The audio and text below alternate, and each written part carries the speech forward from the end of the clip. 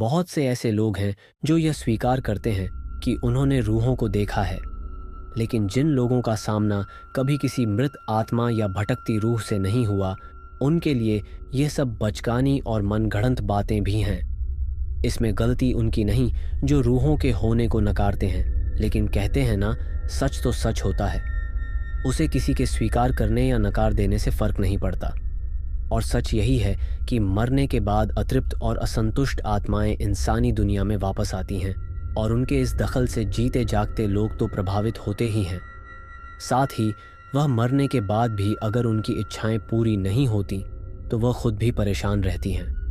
आज हम आपको ऐसे ही एक स्थान के बारे में बताएंगे जहां मुर्दे चलते हैं और मृत आत्माएं अपना पहरा जमाए हुई हैं। सैन डिएगो, कैलिफोर्निया, न्यूयॉर्क के एक एकांत स्थान पर स्थित वैले हाउस, जिसका निर्माण थॉमस वैले ने 1957 के आसपास करवाया गया था।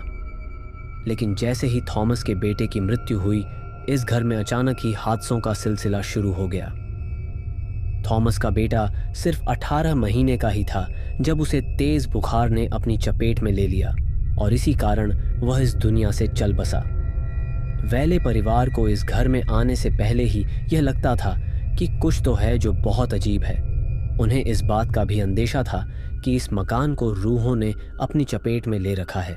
स्थानीय लोगों ने कई बार उन्हें चेताया भी था कि जिस स्थान पर वो मकान बनाने जा रहे हैं, वहाँ एक व्यक्ति की मौत हुई थी।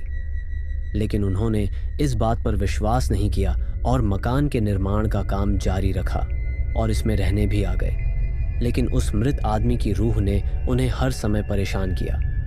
बेटे की मौत के कुछ समय बाद थॉमस के घर 2 बेटों और एक बेटी का जन्म हुआ, और कुछ ही समय बाद एक गंभीर बीमारी की चपेट में आकर उसकी पत्नी का देहांत हो गया।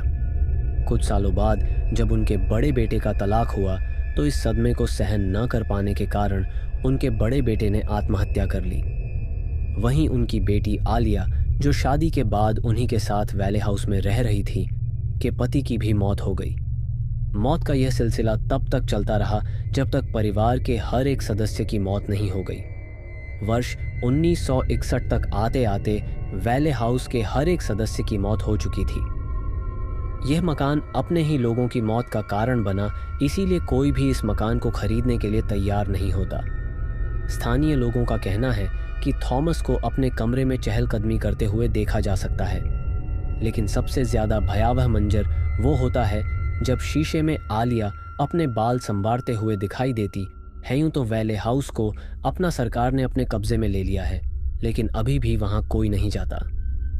छानबीन करने गए एक दल में शामिल व्यक्ति का कहना था कि रात के करीब 1 बजे जब वो और उनकी टीम घर का मुआयना कर रहे थे, तब उन्हें हर कमरे में किसी के होने का आभास हुआ। उन्हें एक औरत भी चलती हुई दिखाई दी, लेकिन जब उस पर टॉर्च की रोशनी डाली गई तो वह दरवाजे में समा गई। लोगों का मानना है कि वैले हाउस में जितने भी लोगों की मौत हुई, आज भले ही वह इंसानी शरीर के साथ इस दुनिया में नहीं है, लेकिन आत्मा बनकर वह आज भी यहीं भटक रहे हैं।